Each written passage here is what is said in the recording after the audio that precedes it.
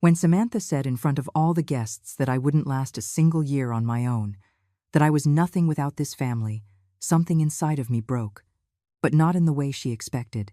There were no tears. There was no shouting. There was only a cold clarity, like when ice cracks and you can see the dark water underneath. The guests were laughing. A few were recording on their phones, and I just smiled. That smile must have looked strange to them, because a few of them stopped laughing. I looked my daughter-in-law straight in the eye and said with a calmness I didn't even know I possessed, "Why wait a year? I'm leaving now." The silence that followed was so heavy I could feel it in my bones. I turned around, grabbed my purse from the cream-colored sofa, and walked toward the door without looking back. Every step sounded like a thunderclap in that room, full of people who suddenly didn't know where to look. That night, as I packed my things in the room that had been mine for 3 years, my phone vibrated. It was a text from Michael, my son. When I read it, the air left my lungs. But I'm getting ahead of myself. Let me tell you how I got to that moment, because every humiliation has a beginning, and mine started long before that party. 3 years ago, I was 62. My husband had died over 20 years earlier, when Michael was barely 11. I raised that boy alone, working whatever jobs I could, sacrificing my own dreams so he could go to college, so he could have what I never had. I had studied business administration. I'd worked at a major firm before Michael was born. But when I was widowed, I had to choose between my career and my son. I chose my son. I always would. Michael grew up, became a professional, successful.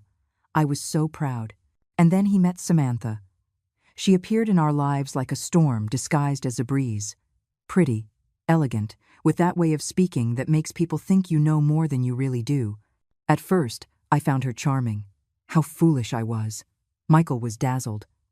They were married 6 months after they met. The wedding was in a huge ballroom, with flowers that cost more than $10,000.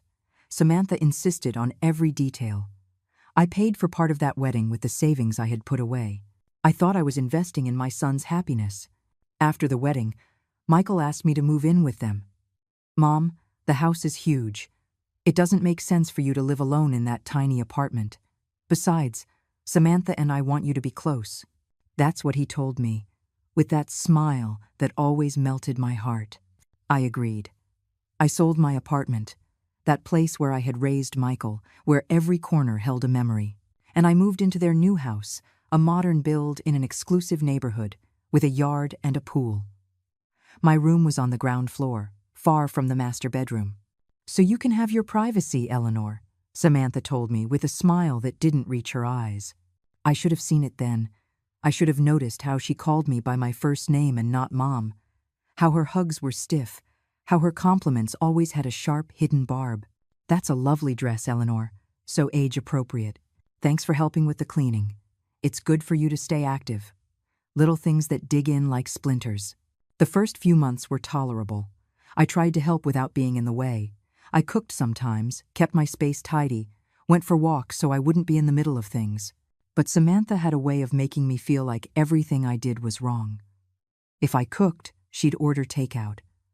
"I don't want you to get tired, Eleanor." If I offered to clean, she'd hire a cleaning service. A woman your age shouldn't be scrubbing floors. Every gesture of help was rejected with a poisonous kindness. And Michael saw nothing, or didn't want to see. When I tried to talk to him, he always had an excuse. "Mom, Samantha is just worried about you. You're overreacting. She adores you." Little by little, I became smaller in that house, more invisible. I ate alone most of the time because they always had plans.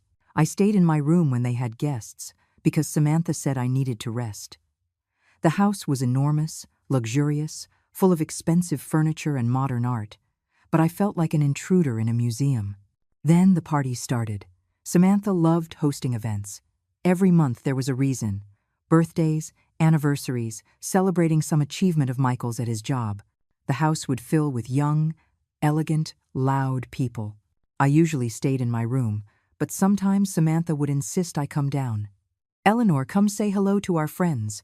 And I would go down, put on my best ivory or dusty rose dress, try to smile, but I always felt the stares. The conversations that would stop when I entered. the muffled giggles. One time I heard one of Samantha's friends whisper, "Poor Michael, having to support his mother at this stage." Samantha laughed. She didn't say a word to defend me. That night I cried in my room, with the pillow against my mouth so no one would hear me. But the next day I got up, dried my tears, and carried on. Because that's what you do when you love your son. You endure. Michael's birthday party was different from the start. Samantha had been planning it for weeks, talking about the guest list, the catering, the decorations. She hired a professional event planner who turned our backyard into something out of a magazine. Hanging lights, tables with champagne-colored linens, floral arrangements that must have cost thousands of dollars. Everything perfect, everything flawless. Samantha was wearing an emerald green dress that fit as if it had been painted onto her body. I put on my pearl gray dress, the most elegant one I had. I did my makeup carefully, fixed my hair. I wanted to look good for my son. I wanted him to be proud of me. How naive I was to think that was possible in Samantha's house. The guests started arriving around 7 o'clock in the evening. Michael's friends, colleagues, important clients, Samantha's family. More than 50 people filled the yard with laughter and conversation. I stayed in the kitchen at first, helping the caterers organize the trays. One of the girls looked at me with pity. "Ma'am, you don't have to do this. We've got it." But I needed something to do with my hands. I needed to feel useful. When I went out to the yard, I looked for Michael. He was by the pool, surrounded by friends, laughing. I approached with a smile. "Happy birthday, my love." I hugged him. He returned the hug, but it was quick, distracted. "Thanks, Mom. Have you eaten anything?" I nodded, even though I hadn't had a bite. I didn't want to be a burden, not on his special day. Samantha was at the center of everything, moving between groups, touching arms, laughing that high, bright laugh that drew all eyes. She was the kind of woman who lights up a room when she enters, but also darkens it for everyone else. I tried to chat with some guests. An older couple, friends of Samantha's family, were polite to me. We talked about the weather, the food, about nothing important. But I noticed them looking over my shoulder, as if searching for an excuse to get away. After a few minutes, they excused themselves.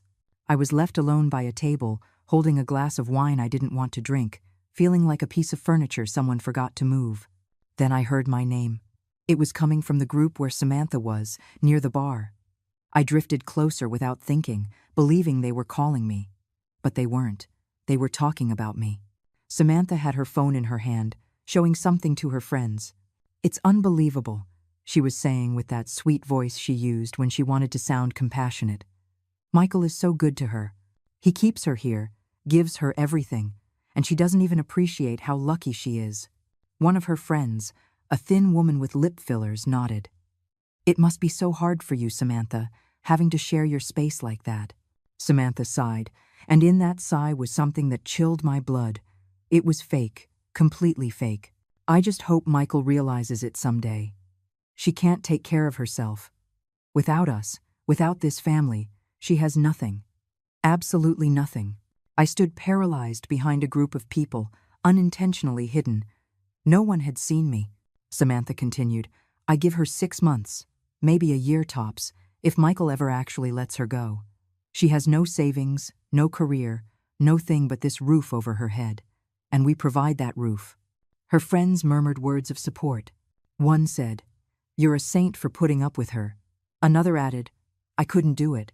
My house is my sacred space." And Samantha smiled. That smile I had seen 1,000 times but now fully understood. Well, someone has to take care of her. Even if I sometimes feel like I'm raising 2 people instead of just planning my family with Michael, the words hit me like fists. Each one was a lie wrapped in poison. I had savings, not a lot after helping to pay for the wedding and other expenses. But I had something. I had worked my whole life. I had raised a son on my own. I had built a life with my own 2 hands when the world left me widowed and vulnerable. And this woman, this girl who had only come into our lives 3 years ago, was reducing me to nothing in front of strangers. She was turning me into a convenient lie for her narrative. I wanted to scream. I wanted to walk over there and confront her in front of everyone. But something stopped me. Maybe it was pride. Maybe it was the fear of ruining Michael's party. Or maybe it was a wiser part of me that knew anything I said would be used against me. I walked away without a sound, moving to the other side of the yard where there were fewer people. I sat on a bench under a tree, trying to breathe, trying to process what I had just heard. My hands were shaking. I looked at the house, that enormous house where I lived but that had never been mine. I looked at the people laughing and drinking, oblivious to the pain unfolding in the dark corners of the party. And I looked at my son, my Michael, the boy I had raised, whom I had loved more than my own life, surrounded by friends who had probably heard the same lies about me. How long had Samantha been doing this? How many times had she painted this picture of me as a burden, as someone pathetic who couldn't survive without charity? The anger began to grow. It wasn't a hot, explosive anger. It was cold, calculating, like ice spreading through my veins. I got up from the bench. I walked back toward the party with my head held high. If Samantha wanted to play this game, if she wanted to make me her favorite victim, then so be it. But she was about to find out that women from my generation didn't survive this long by being weak. We survived by being smart. I spent the next hour watching, really watching, not as the invisible mother-in-law trying not to be in the way, but as someone who had finally opened her eyes. I saw how Samantha touched every guest's arm when she spoke, how she tilted her head with false modesty when they paid her compliments. I saw how she controlled the flow of the party, directing conversations, moving people around like pieces on a chessboard. And I saw how, every time someone mentioned Michael, she made sure to be at the center of that story. We just closed a huge deal. We're thinking of buying a beach property. Our life is so blessed. Our. As if Michael were an extension of her and not his own person. Then it was time for the cake. A 3-tier cake decorated with gold details that must have cost over $500. Samantha called everyone to the center of the yard. The lights dimmed, and someone brought out the cake while we all sang Happy Birthday. Michael was beaming, surrounded by love and attention. Samantha was plastered to his side, her arm wound through his like a vine. When we finished singing, Michael blew out the candles. Everyone clapped, and then Samantha picked up a glass and lightly tapped it with a spoon. The tinkling sound made everyone quiet down. "I'd like to say a few words," she announced with that melodious voice she used for presentations. Everyone looked at her expectantly. She smiled, looking at Michael with adoration. 3 years ago, I met the man of my dreams. And not only did I gain a wonderful husband, but a family too. She paused dramatically. Some guests murmured sweet words. I was standing at the edge of the circle, half hidden behind other people. And part of that family, Samantha continued, and her gaze slid over to me, is Eleanor, Michael's mom. The way she said my name made something in my stomach twist. It didn't sound affectionate. It sounded like she was introducing a problem that needed to be discussed. Eleanor lives with us, she went on, and now several faces turned toward me. Some with curiosity, others with that uncomfortable pity people reserve for difficult situations. And it has been quite an experience. An adventure, I'd say. Nervous laughter. My heart started to beat faster. What was she doing? Michael was looking at her with a confused smile, not understanding where this was going. Samantha took a sip of her drink. But lately, I've been thinking, I've wondered what would happen if Eleanor had to fend for herself. You know, if she had to live alone, manage her own expenses, her own life. The yard had gone completely silent. I could feel my face burning, but I couldn't move. It was like being trapped in a nightmare where you scream, but no sound comes out. And honestly, Samantha said, and now her voice had that tone of fake concern that made her sound generous when she was being cruel, I doubt she could live on her own for more than a year.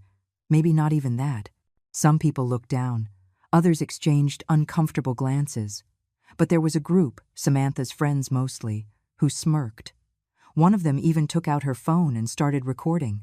I'm not saying it to be mean, my daughter-in-law continued. I'm just telling the truth. Eleanor has nothing without this family, without Michael, without us. She has no career, no real resources, no independence. It's just a reality. The silence that followed was brutal. I could hear the buzz of insects in the garden, the water in the pool shifting softly, the distant sound of traffic on the street. and I could feel every pair of eyes on me. Some with pity, others with secondhand embarrassment, some with morbid curiosity, waiting to see how the pathetic old woman who had just been publicly destroyed would react. Michael finally spoke up. "Samantha, honey, I don't think this is the time." But his voice was weak, without conviction. He wasn't defending me. He was trying to smooth over the situation without contradicting his wife. Samantha ignored him. "I'm just saying we should be honest about these things. There's no shame in needing help. Eleanor needs this family, and we've been here for her. That's love, right?" She looked around, seeking validation. Some people nodded slowly, others just stared into their drinks, and I just stood there, in my pearl gray dress, feeling as though I had been stripped naked in front of strangers. 3 years of small humiliations had culminated in this moment, and Samantha had orchestrated it perfectly, at my own son's party, in front of dozens of witnesses who would now have this image of me seared into their minds. The pathetic mother-in-law, the burden, the old woman who couldn't take care of herself. But then, something changed. Maybe it was hearing my own thoughts spoken in Samantha's words. Maybe it was seeing Michael do nothing, letting his wife publicly demolish me.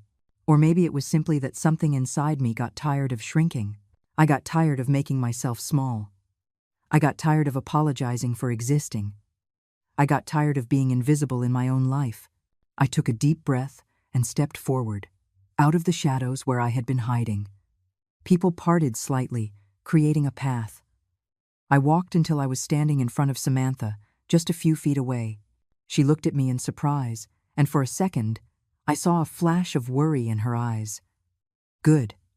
Let her worry." "You're right, Samantha," I said. My voice came out steady, clear, louder than it had sounded in months. "You're absolutely right." She blinked, confused. This wasn't what she expected.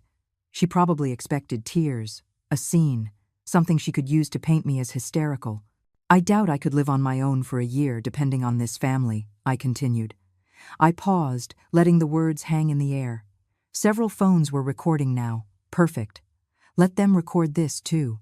"Because this family," I said, and I looked around the yard at all those curious faces, "is not my family. Not anymore."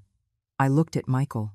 My son, my baby, the boy I had held in my arms, whom I had comforted through nightmares, whom I had raised to be a good man. He was staring at me with his mouth slightly open, not understanding. "Why wait a year?" I asked, and now I smiled. It wasn't a sad or bitter smile. It was a calm smile, filled with a cold clarity I didn't even know I possessed. "I'm leaving now." The entire yard seemed to hold its breath. Samantha let out a nervous laugh. "Eleanor, don't be dramatic. You're misunderstanding." I didn't interrupt her. My voice remained calm, but there was steel in it. "I understand perfectly. And you're right about one thing. It's time for me to find out who I am without you. Thank you for the clarity." I turned around. I didn't run. I didn't flee. I walked with my back straight, my head high, each step measured and deliberate. I could feel the stairs burning into my back. I heard murmurs, the sound of someone saying my name, but I didn't stop. I entered the house through the kitchen door. The caterers moved aside, their faces showing shock and something that might have been respect. I went to my room and closed the door. Only then did my hands start to shake. I sat on the edge of my bed, looking at the room that had been my world for 3 years. The cream-colored walls, the closet where my modest clothes hung, the small dresser with the photos of Michael when he was a little boy. Photos I had framed, that I had cherished. Memories of a time when he was mine, when I was enough for him. My hands were still shaking, but my mind was strangely clear, as if a fog that had been covering me for years had finally lifted.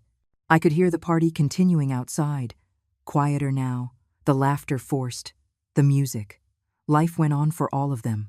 But for me, something had ended, and something else was about to begin.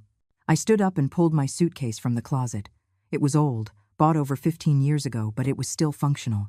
I began to pack methodically. Underwear, blouses, pants, the 2 good dresses I had, my comfortable shoes, my toiletries. I didn't have much.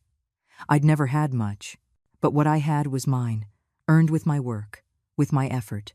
As I was folding a peach-colored blouse, I heard footsteps in the hall. Someone knocked softly on the door. Mom. It was Michael. Of course it was Michael. My heart squeezed painfully in my chest. For a moment, I considered not opening it, considered leaving him out there, wondering, feeling even a fraction of the abandonment I had felt all night. But I couldn't. He was still my son. He still carried my blood. I opened the door. He was standing there in his wrinkled white shirt, his hair disheveled, his eyes worried. Mom, please, don't do this. Don't do this. As if I were the one creating the problem. As if I were the one who had publicly humiliated someone. What exactly shouldn't I be doing, Michael? I asked. My voice sounded tired even to my own ears. He walked into the room without an invitation, saw the open suitcase on the bed. Panic crossed his face. You can't just leave like this. Samantha didn't mean it like that. She was just... You know how she is. Sometimes she speaks without thinking. She speaks without thinking, I repeated. The words sounded hollow. Michael, she spent weeks planning that party. Every detail was perfect. Do you really believe what she said was an accident? He ran his hands through his hair, frustrated. Okay, so maybe she crossed a line. But Mom, you're overreacting too. Leaving like this, making a scene. I made a scene? I couldn't help the bitter laugh that escaped my throat. Your wife tore me to shreds in front of 50 people. She said I can't survive on my own, that I have nothing, that I'm a burden on you. And when I leave with dignity, I'm the one making a scene? Michael looked at the floor. He had no answer for that. Or maybe he did, but he didn't want to say it. Why didn't you defend me? The question slipped out before I could stop it. I had wanted to sound strong, but my voice broke on the last word. Why did you just stand there while she destroyed me? I didn't know what to do, he said finally. His voice was small, like when he was a child and had broken something valuable. It happened so fast, and I didn't want to make things worse. You didn't want to make things worse, I whispered. I kept packing. I took the photos from the dresser, wrapped them in a soft blouse. Michael watched me, helpless. Mom, please stay. I'll talk to Samantha. She'll apologize. Everything will go back to normal. That's just it, Michael. I don't want everything to go back to normal. Because normal was me making myself invisible in my own life. Normal was your wife poisoning every day with little cruelties. Normal was you not seeing any of it, because it's easier not to see. I closed the suitcase. It wasn't much that I was taking. 3 years of my life reduced to one suitcase and a box with my books. Where are you going to go? Michael asked. There was something in his voice now, something that sounded like genuine concern, maybe even guilt. I have savings, I said. Not much, but I had them. I had been careful, even when I helped pay for his wedding, even when I contributed to the expenses of the house that was never really my house. I'll find a place. I'll be fine. Mom. He started, but I held up my hand. No, not tonight, Michael. Tonight I need to leave. I need to be alone and think. I looked at him, really looked at him, trying to find the boy I had raised in this man who had stayed silent while I was humiliated. I love you. I will always love you. But I can't stay here. I grabbed my suitcase and my purse. Michael didn't try to stop me physically, but he followed me down the hall, down the stairs, to the front door. The party was still going on in the yard, though quieter now. Everyone was probably gossiping about what had happened, creating their own versions of the story. It didn't matter. I walked out to the street and called an Uber on my phone. Michael stood in the doorway watching me go. I didn't cry. Not yet. The tears would come later. I knew that. But in that moment, I just felt a strange numbness, as if I were watching everything from outside my own body. The car arrived in 10 minutes. I gave the driver the address of a modest hotel I knew, not far from there. As we drove away, I saw the illuminated house in the rearview mirror. It looked beautiful from the outside, like a perfect postcard of success and happiness. No one passing by would know about the poison that lived between those walls. The hotel was simple, but clean. I paid for 1 week, using my credit card that had a low limit, but it was mine. The room was small, with a double bed and an old desk. Nothing compared to the house I had just left. But it was mine. Every inch of that space was mine. I sat on the bed and finally let out the breath I had been holding. And then my phone vibrated. It was a text from Michael. My heart leaped, hoping for maybe an apology, a promise that things would change. I opened the message. It was 3 long paragraphs. I started to read. "Mom, I need to be honest with you. Samantha and I have been talking for months about making some changes. With the baby we're planning on having, we're going to need that space you're using. And financially, we just can't keep carrying extra expenses. Samantha is right, that you need to learn to be more independent. I already spoke to the lawyer and had you removed from the will and the house deeds. It was something we should have done a while ago. I don't want you to think this is about tonight. It's just that we need to focus on our future as a couple. I hope you understand. You'll always be my mom, but I have my own family now." I read the message 3 times. Every word was a knife. The baby they were planning, the changes they had been discussing for months, removed me from the will, from the house deeds. It was all already planned. Tonight's humiliation hadn't been an impulse. It had been the final push to get me out of their lives permanently. And Michael had allowed it. No, more than that, Michael had actively participated. He had gone to a lawyer. He had signed papers. He had erased my name from his future. My son, the boy I had raised alone, who had been my reason for living for 25 years, had just eliminated me from his life with a text message. The phone fell from my hands onto the bed. I stared at the white hotel wall, not really seeing anything. And then, for the first time all night, I cried. I cried for the son I had lost. I cried for the years I had sacrificed. I cried for the woman who had been foolish enough to think that unconditional love was enough. I cried until there were no tears left, until my throat ached and my eyes were swollen. I cried until the sobs turned into anger, and that anger, cold and brilliant as a diamond, turned into something else. It turned into determination, into clarity, into power. If they wanted to see me fall, if they expected me to crumble, to beg them to let me come back, then they were in for a surprise. Because Eleanor Thompson had died tonight in that backyard, and the woman being born in this cheap hotel room was someone else entirely. She was someone who had forgotten just how strong she could be. I woke up the next day with swollen eyes and a dry throat, but with a mental clarity I hadn't felt in years. The sunlight streamed through the hotel window, illuminating the simple room that was now my temporary home. I looked at myself in the bathroom mirror. The woman looking back at me was 65 years old, wrinkles around her eyes, graying hair that I had always been ashamed of. But there was something different in that gaze. There was fire. I washed my face, combed my hair, and put on clean clothes. Then I took out my old laptop, the one I'd bought years ago and barely used because Samantha always commented on how outdated it was. I powered it on and started making a list. Not an emotional list of complaints or regrets. A practical, strategic list of resources and possibilities. First, my savings. I had approximately $23,000 in my bank account. It wasn't a fortune, but it wasn't nothing, either. It was the result of years of being careful, of not spending on nonsense, of saving every penny I could. With that, I could rent a small apartment for several months while I figured out what to do. Second, my education.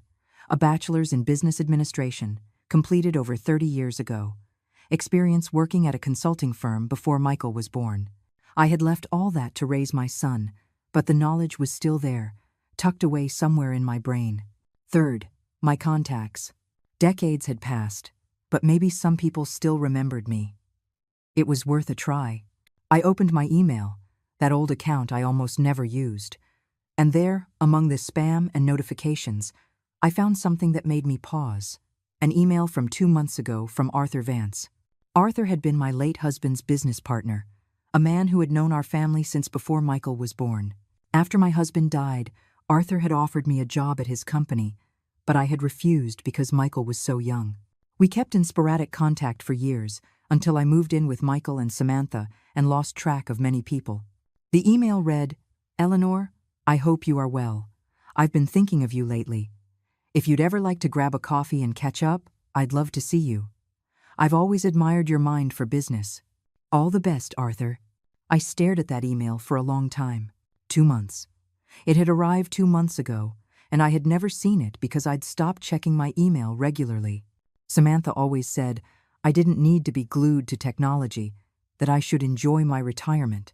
Retirement, as if I had chosen to retire, as if I didn't have decades of productive life still ahead of me. With slightly trembling hands, I replied to the email. Arthur, thank you for thinking of me. I would love to get that coffee. Are you free this week? I have a lot to tell you, Eleanor. I hit send before I could second-guess myself. Then I searched my phone for another contact. Julia Hayes.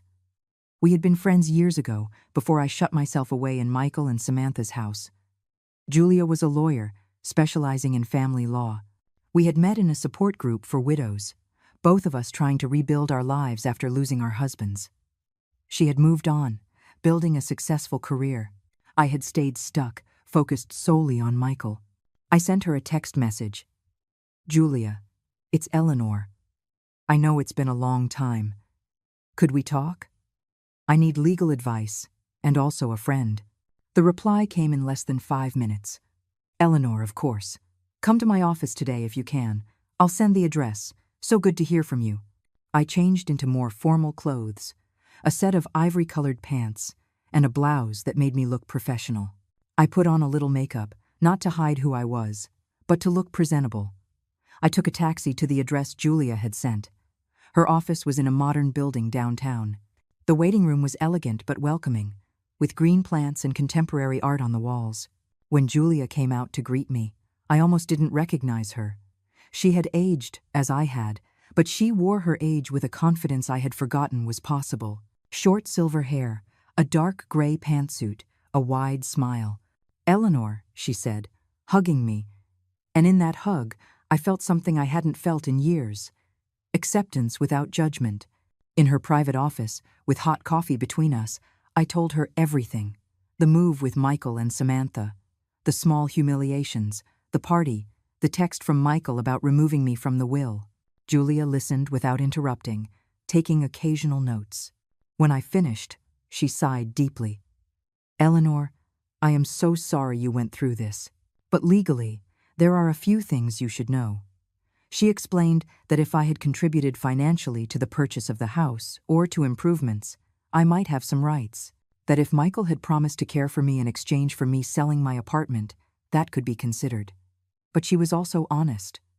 Legal battles were long, expensive, and emotionally devastating.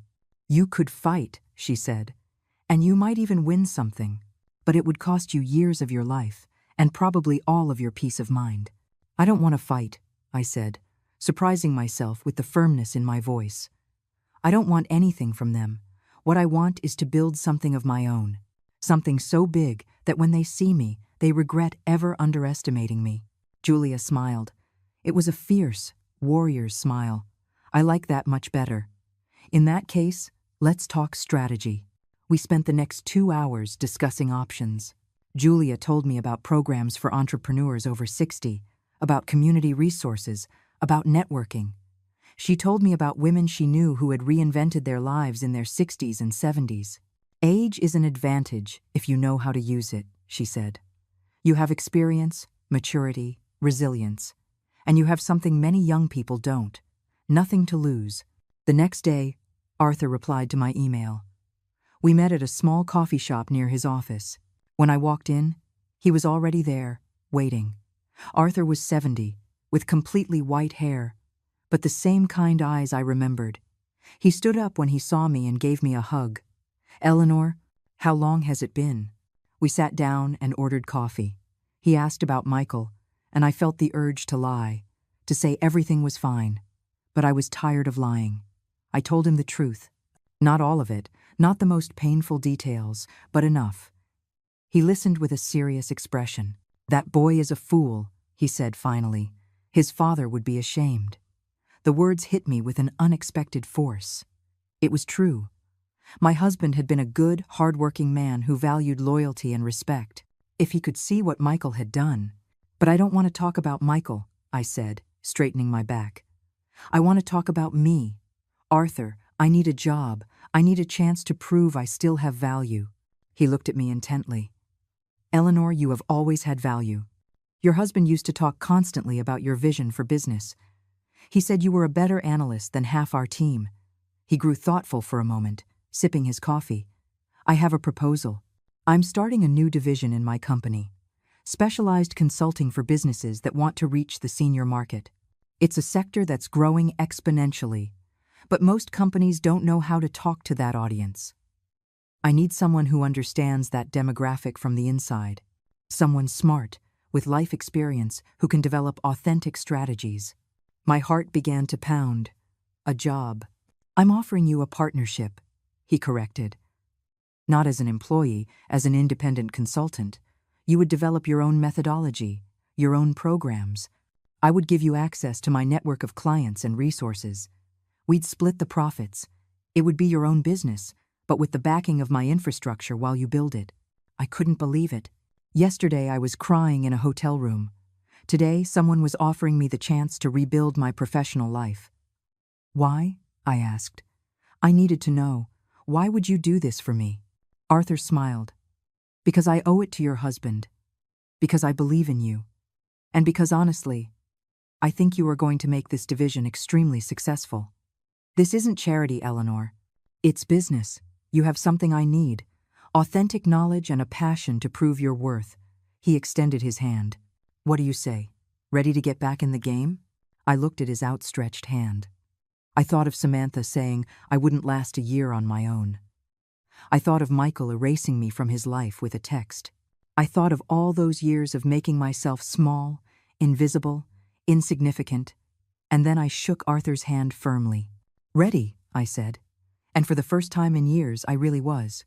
The first 3 months were brutal, not because the work was hard, but because I had to relearn who I was without the identity of the selfless mother, without the role of the invisible mother-in-law. I rented a small one-bedroom apartment in a quiet neighborhood. It wasn't luxurious, but it had big windows that let in the sunlight and a balcony where I could have coffee in the mornings. It was mine. Every piece of furniture I bought, every plate, every towel, was my choice. For the first time in decades, no one was telling me my taste was outdated or inappropriate. I bought a used but solid desk, an ergonomic chair, and turned the corner of my living room into an office. This was where my new future would be born. Arthur kept his word. He connected me with my first client the second week, a chain of gyms that wanted to attract adults over 55 but didn't know how without sounding condescending. I sat down with their marketing directors, all in their 20s with prestigious degrees and zero understanding of their target audience. They looked at me with that mix of curiosity and skepticism reserved for older people in the corporate world. Eleanor, one of them started, a guy with thick glasses and a carefully scruffy beard. We appreciate you being here, but our brand is very modern. We don't want to alienate our younger audience. I smiled. It was the same smile I had used on Samantha that night in the yard. Calm, full of knowledge they didn't possess.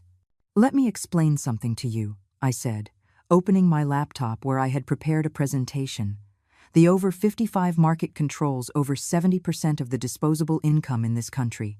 They have paid-off houses, substantial savings, and free time, but you're ignoring them because you assume they aren't cool. You know what isn't cool? Leaving money on the table because of generational bias. I showed them statistics, case studies, financial projections. I spoke for 45 minutes about demographics, consumer behavior, and strategies for inclusion without condescension. When I finished, the guy with the glasses was no longer looking at me with skepticism. He was looking at me like he had just struck gold.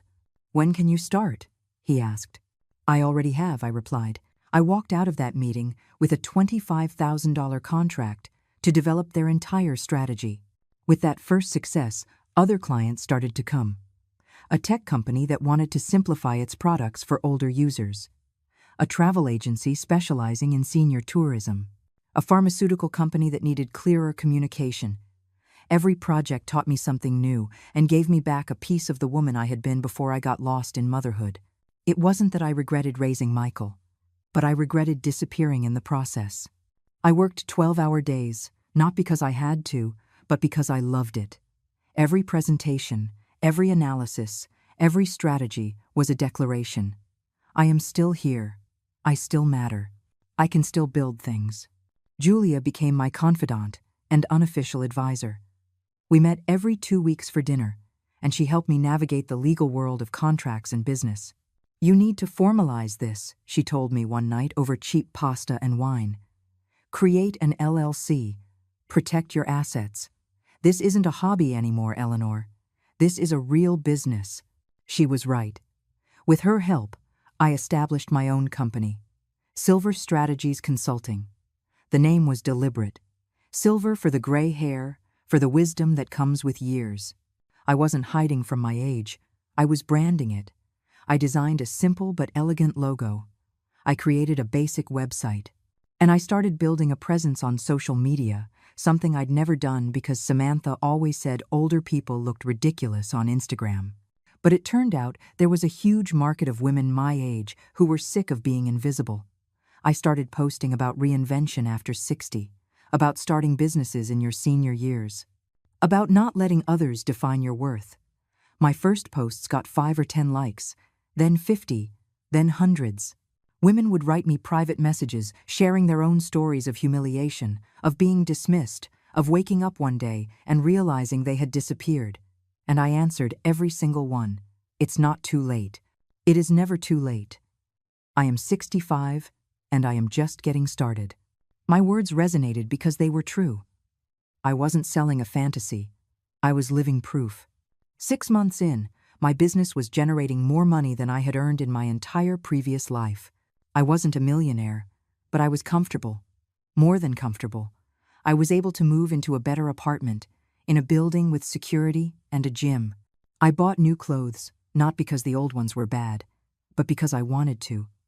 Brightly colored dresses that Samantha would have said were inappropriate for my age. Elegant coats that made me feel powerful when I walked down the street.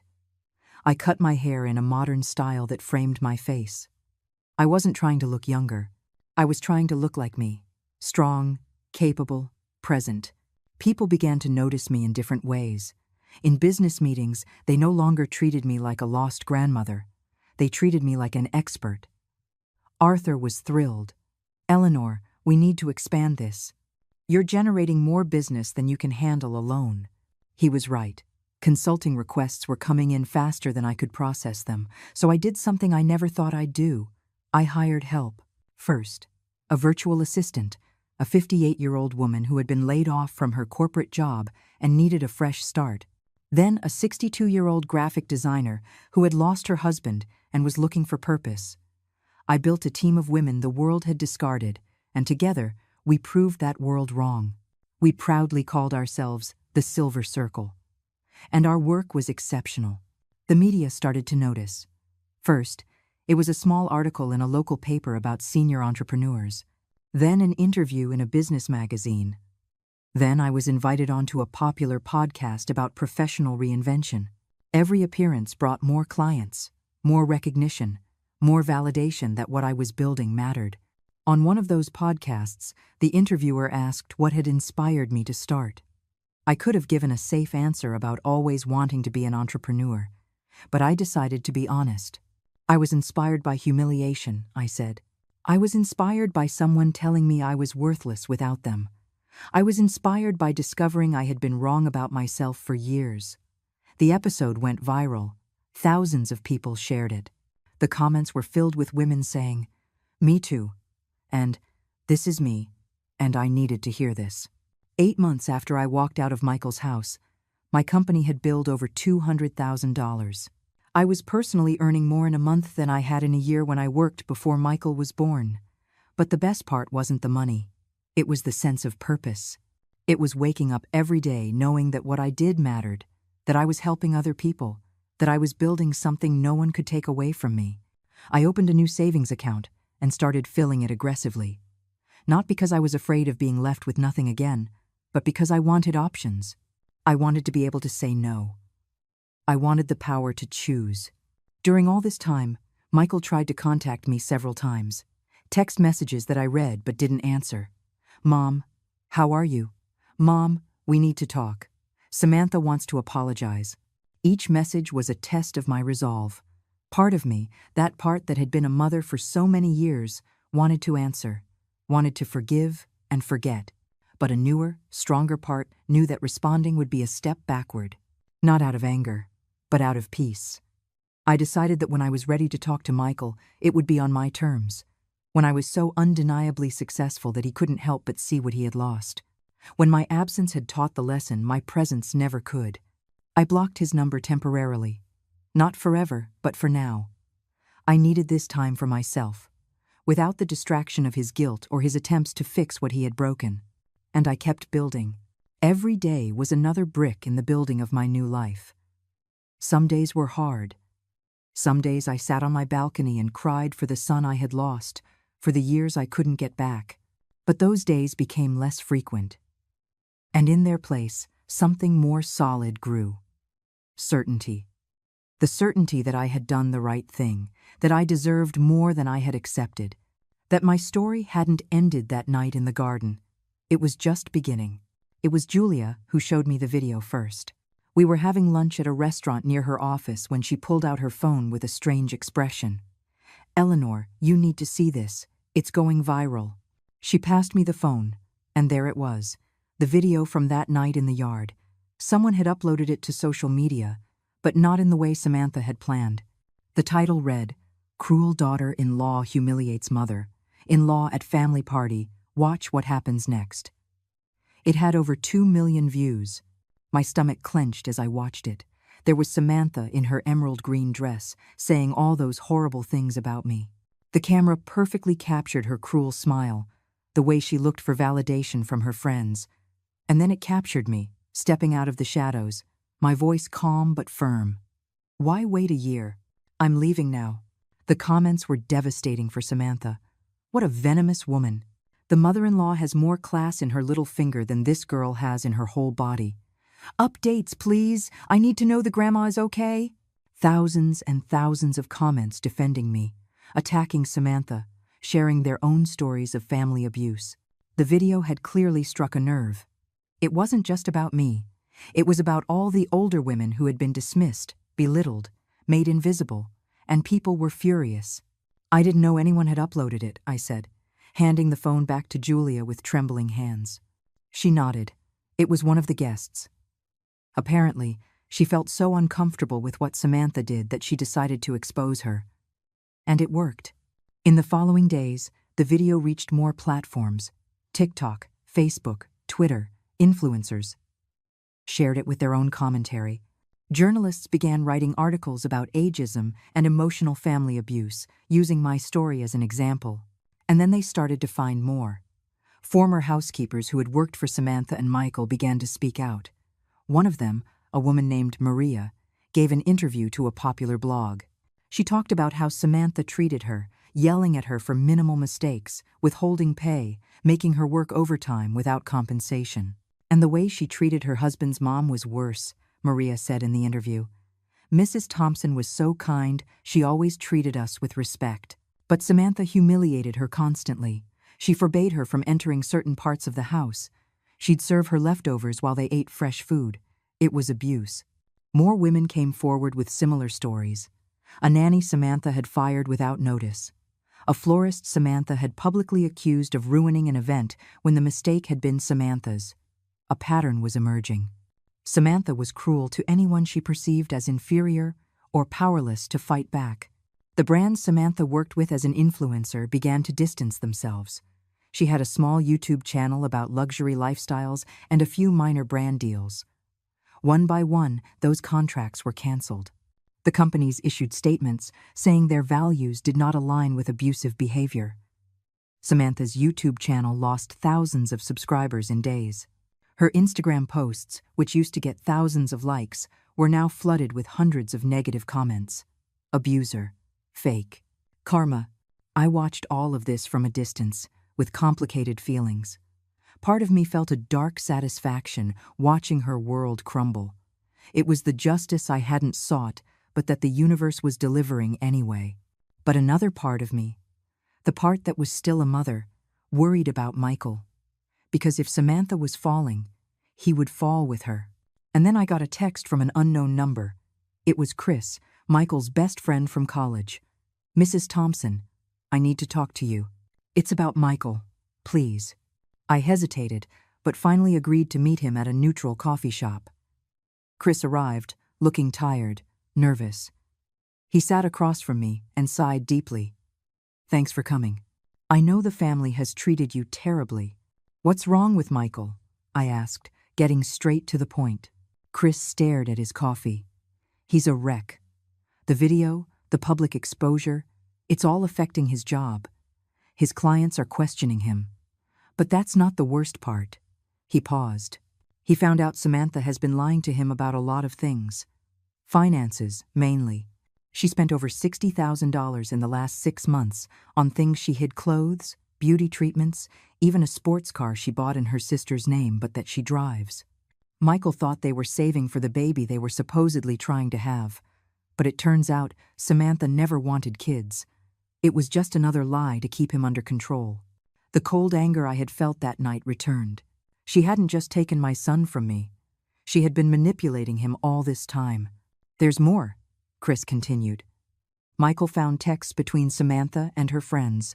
Texts from over a year ago where she was making fun of him. She said he was boring but useful because he had a good income and a house. That she was just with him until she found something better. It was all planned, Mrs. Thompson. From the beginning, she was just using him. I closed my eyes. My poor, foolish son. He had chosen that woman over his mother, and now he was discovering she had never even loved him. Why are you telling me this? I asked. Chris looked at me directly. Because he wants to talk to you, but he's too ashamed. Because he needs his mother, even if he doesn't know how to ask. And because you deserve to know that he finally understands what he lost. I didn't answer right away. I drank my coffee, processing the information. Michael had made choices. He had chosen to believe Samantha. He had allowed my humiliation. He had erased me from his life with a text. The consequences of those choices were his to bear. Tell Michael, I said finally, that when he's ready to talk, I'll be ready to listen. But not because I need him to, because he might need to. Chris nodded, understanding. That's fair. More than fair. He got up to leave, then paused. For what it's worth, all his real friends thought what they did to you was horrible, and we're all proud to see what you've built. Your story has inspired a lot of people. After he left, I stayed in the coffee shop, thinking. The viral video, Samantha's downfall, I hadn't planned any of it. I hadn't sought public revenge. I had chosen the harder path, to build something so solid that my absence would speak for itself. And now, the world was doing the rest. But I didn't feel the triumph I thought I would. I felt something more complex. I felt grief for the lost time. I felt sadness for my son, who had learned such painful lessons. But I also felt peace. Peace because I knew that no matter what happened with Michael, I would be okay. I no longer needed his validation to know my worth. That night, as I was working on a proposal for a new client, my phone rang. Unknown number. I answered. Mom, it was Michael.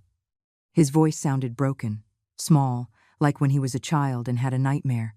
I said nothing, waiting. Mom, I'm sorry. I am so sorry for everything. You were right about Samantha. You were right about everything. I was an idiot. I was a terrible son, and I understand if you never forgive me, but I needed you to know. I'm sorry. Tears began to roll down my cheeks, but my voice came out firm. Michael, I appreciate your apology, but I can't have this conversation right now. I need time.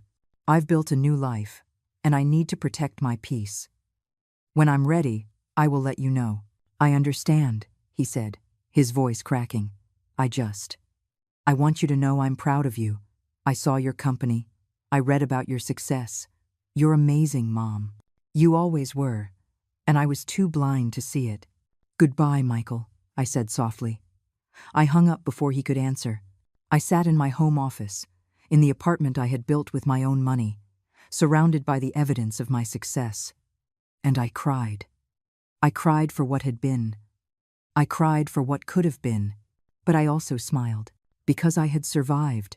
Not just survived, I had flourished, and that no one could take away from me. 3 weeks after Michael's call, I received an invitation that would change everything.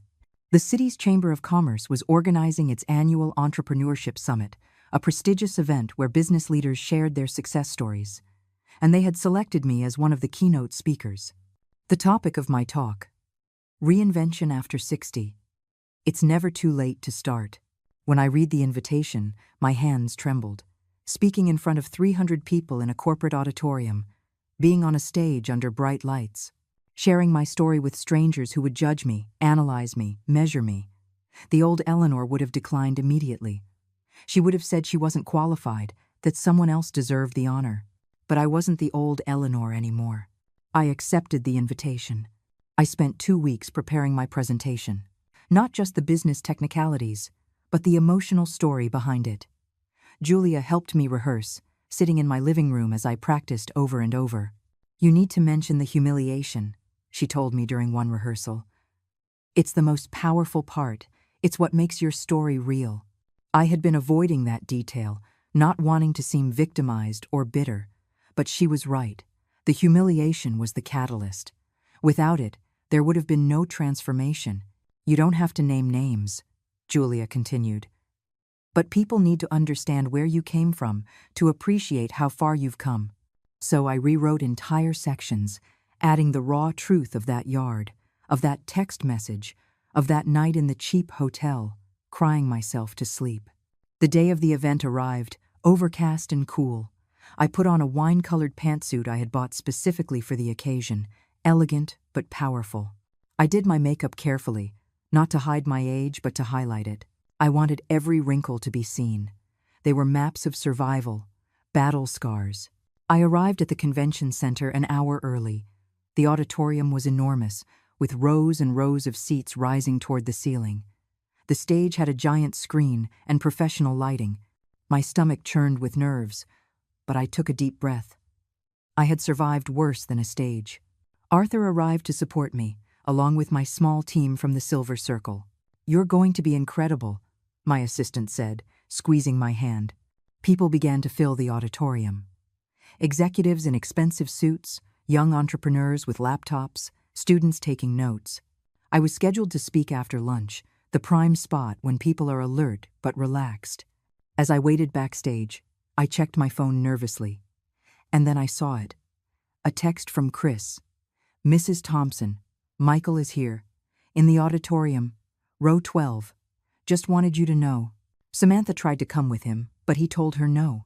They're officially separated. Good luck. My heart stopped. Michael was here. My son had come to watch me speak. I didn't know whether to feel happy or terrified. I decided not to think about it. I had a job to do. The host called me to the stage.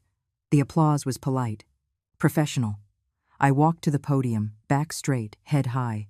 The lights were blinding, making it impossible to see individual faces in the audience. Better that way. I took a deep breath and began. 11 months ago, I was 65 years old, and I had nothing. No job, no income of my own, no sense of identity outside of being someone's mother.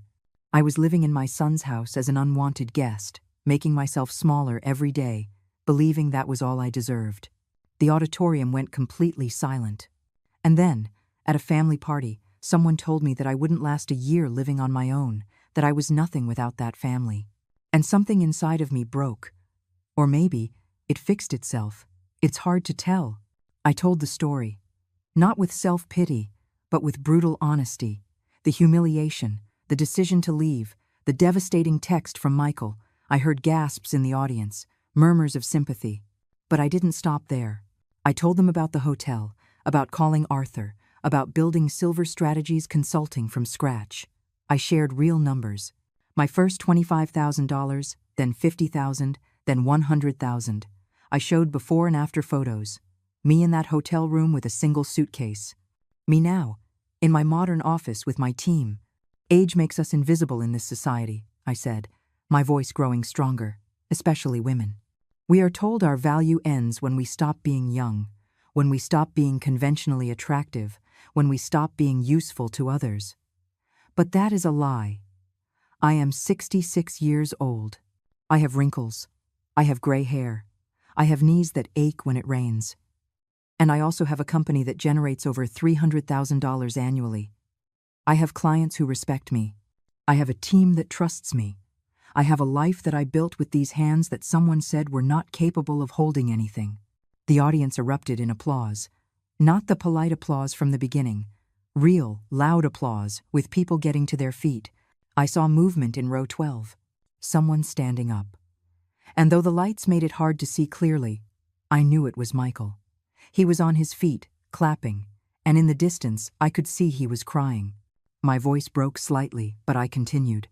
"So for anyone here who thinks it's too late, for anyone who has been dismissed, underestimated, made invisible, it is not. You are not too old, too tired, too late. You are exactly what the world needs. Experience, resilience, wisdom. Use it." When I finished, the ovation was deafening. People of all ages on their feet, applauding. I saw tears on many faces. The host had to wait almost 2 minutes before the noise died down enough to speak. "Eleanor, that was extraordinary. Do you have time for a few questions from the audience?" I nodded. Hands shot up immediately. A young woman asked about specific marketing strategies. An older man asked about overcoming fear. And then someone in row 12 raised their hand. The host passed him a microphone. Michael's voice, amplified throughout the auditorium, asked, "Is there room for forgiveness in your story of reinvention? Or are some wounds just too deep?" The auditorium fell silent. It wasn't the kind of business question they were expecting. It was personal, raw, obviously loaded with meaning. I looked toward where Michael stood, my eyes finally adjusting to the lights. I could see him clearly now. My son, thinner than before, with dark circles under his eyes, but looking at me with something I hadn't seen in years. Genuine respect. "That's a complicated question," I said slowly, choosing my words with care. "I believe forgiveness isn't something you owe to other people. It's something you give yourself so you can move on. I have forgiven the people who hurt me not because they deserve it, but because carrying that anger was hurting me." I paused. But forgiving doesn't mean forgetting. It doesn't mean letting the same people hurt you in the same way again. It means setting boundaries, protecting your peace, and rebuilding trust slowly, if it's rebuilt at all. Michael lowered the microphone, nodding. I could see he understood. He understood that the door wasn't closed forever, but it wasn't wide open either. I answered a few more questions before the event continued. When I walked off the stage, I was surrounded by people wanting to talk to me, to exchange business cards, to share their own stories. But my eyes kept searching the crowd for Michael. Finally, I saw him, waiting at the edge of the group, not forcing his way in, just waiting patiently. When the crowd finally thinned, he approached. We looked at each other for a long moment without saying anything. And then he spoke, his voice barely a whisper. "I'm so proud of you, Mom, and so ashamed of myself." "I know," I said simply. "Michael, you need to understand that I can't go back to being who I was. That woman died that night in your yard. This version of me has boundaries. She has expectations. She has self-worth that isn't dependent on being your mother." "I understand," he said quickly. "And I'm not asking you to come back. I'm not asking you to pretend nothing happened. I'm just asking for a chance to get to know this new version of you, to rebuild something, even if it's different." I looked at him. "My son, my greatest love and my greatest sorrow. We can try," I said finally, slowly. "Coffee once a month, to start. No promises, no expectations. Just two people learning to know each other again." Tears rolled freely down his face now. "Thank you, Mom. That's more than I deserve." "Yes," I agreed softly. "It is. Don't waste it." A year after that night in the garden, my life was unrecognizable. Silver Strategies Consulting had grown beyond my wildest dreams. It was no longer just me and a small team. I now had real offices in a corporate building downtown, with 12 full-time employees, all women over 50 who had been discarded by the traditional corporate world. We had expanded into 3 countries, Mexico, Colombia, and Spain. Contracts were coming in faster than we could process them. Fortune 500 companies wanted my expertise. Universities invited me to give lectures. My story had been featured in international business magazines, always with the same angle.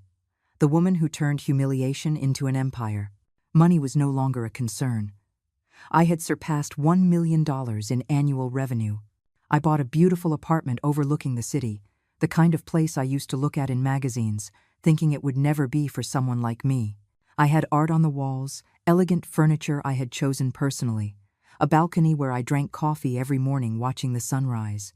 But the best part wasn't the material things. It was the sense of solidity, of knowing that no one could take away what I had built, because I had built it myself with my intelligence, my hard work, my refusal to disappear. Every morning I looked in the mirror and saw a woman I liked, a strong woman, a woman who had survived and flourished. Michael and I had been seeing each other once a month, just as I'd promised. Awkward coffees at first, with long silences and careful conversations. But slowly, very slowly, something was growing. Not the mother-son relationship we had before. That had died and wasn't coming back. This was something new, something more honest. He told me about his divorce from Samantha, which had been brutal and public. She had fought for the house, for money she hadn't earned, using every manipulative tactic in her arsenal. But in the end, the truth had won. Michael kept the house, but he decided to sell it. "I can't live there," he told me at one of our coffees. "Every room has memories of how I treated you, of how I let her treat you." I didn't console him. That was his burden to carry, his lesson to learn. He told me how Samantha had tried to ruin him after the divorce, posting lies on social media, contacting his clients with fabricated stories. But the world already knew who she really was. The viral video had marked her permanently.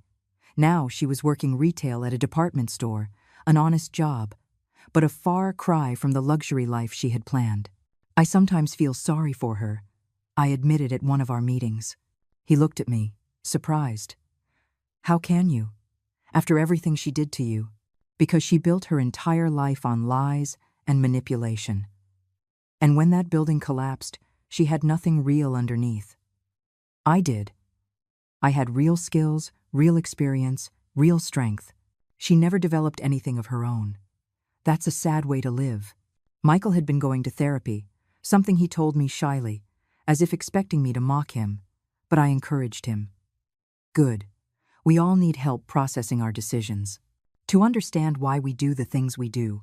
He told me his therapist had helped him see patterns. How he had chosen Samantha because she was dominant and he wanted someone else to make decisions. How he had sacrificed his relationship with me because it was easier than confronting his wife. "I was a coward," he said at one of our last coffees. "Not just with you. In my whole life. I let other people decide for me. And then I was surprised when things went wrong." "Awareness is the first step," I told him. "But it only matters if you use it to change." He nodded, taking my words seriously in a way he never had before. And then the invitation arrived. The biggest business event of the year. A gala recognizing the most outstanding entrepreneurs of the year. And I was nominated. Not just nominated. I was told I was the favorite to win in my category. Business reinvention. The gala would be at the most exclusive hotel in the city. 500 guests. Media coverage. The kind of event where careers are changed. I was given 3 guest tickets. I invited Arthur, of course. Without him, none of this would have been possible. I invited Julia, my constant rock through this whole journey. And after thinking about it for a long time, I offered the 3rd ticket to Michael. "You don't have to go," I told him. "I understand if it would be uncomfortable." He looked at me with shining eyes. "Mom, I wouldn't miss this for the world." The night of the gala was bright and cold.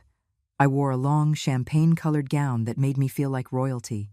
I had let my hair grow out a bit, all silver gray now, no dye, and had it styled in an elegant updo. Simple but expensive jewelry I had bought for myself as a symbol of my success. When I arrived at the hotel with my team, the camera flashes surprised me. Reporters wanted interviews. "Mrs. Thompson, how does it feel to be nominated? What advice do you have for women who want to reinvent themselves? Your story has inspired millions. What's next for you?" I answered every question with grace, feeling the confidence flow through my veins. This was my night. I had earned it. The ballroom was spectacular. Round tables with white linens and enormous floral centerpieces, an orchestra playing soft music, waiters circulating with champagne and appetizers. I sat at my table with Arthur, Julia, Michael, and some of my employees. They were all beaming, proud. During dinner, Michael leaned toward me. "Mom, there's something you need to know." His voice sounded nervous. My heart tightened. "Samantha is here. She managed to get an invitation somehow. She's at a table in the back. I just thought you should know before you saw her." I looked in the direction he indicated, and there she was. Samantha, in a black dress that had seen better days, sitting alone at a nearly empty table, scanning the room with a bitter expression. Our eyes met for a second. She looked small, diminished, as if all the venom she had carried inside had finally consumed her. I felt nothing. Not anger, not satisfaction, not triumph, just indifference. She no longer had any power over me. She was irrelevant to my story. I turned my back to her and continued my conversation with my table. Then it was time for the awards. Several categories were announced first: tech innovation, social entrepreneurship. Each winner went up to the stage to enthusiastic applause. And then my category arrived. The Business Reinvention Award recognizes an entrepreneur who has overcome significant adversity to build a successful business. This year, the nominees are. They read 3 names, including mine. My heart was beating so hard I thought everyone could hear it. And the winner is Eleanor Thompson, founder of Silver Strategies Consulting. The room exploded in applause. My table leaped to their feet, cheering. Michael had tears rolling down his face. Arthur hugged me tightly. "You did it," he whispered. "I always knew you would." I walked to the stage, my legs trembling, but my head high. The award was a beautiful crystal plaque, heavy in my hands. I stood at the microphone, looking out at 500 people, on their feet, applauding. I scanned the crowd for Samantha. She was sitting, alone at her table, staring at me with an expression I can only describe as absolute defeat. And in that moment, I understood something profound. I hadn't won because she lost. I had won because I chose to build instead of destroy. Because when she tried to make me small, I chose to become enormous. Not for revenge, but for survival. Not to prove anything to her, but to prove everything to myself. "Thank you," I began, my voice firm and clear. "A year ago, someone told me that I had nothing. And that person was right.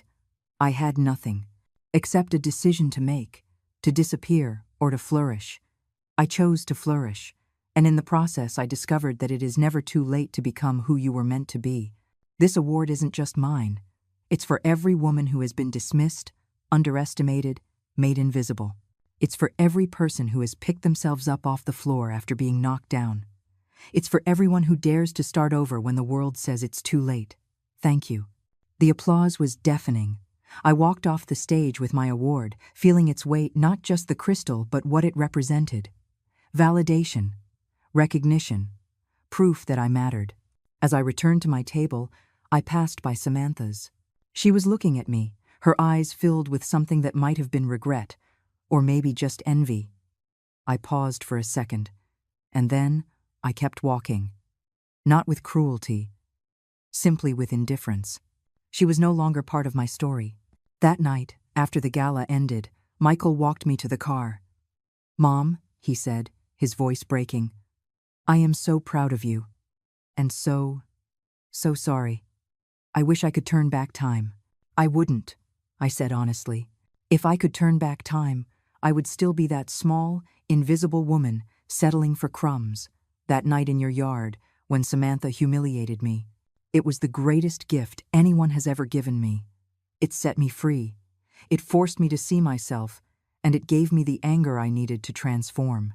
I looked at him, my son, this imperfect man I loved in spite of everything. "So, thank you. Tell Samantha," I said. "Thank you. Because without her cruelty, I never would have discovered my strength." He nodded, understanding.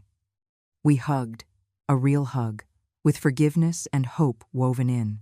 That day, she thought she was destroying me, but it was the day I began, and this is only the beginning.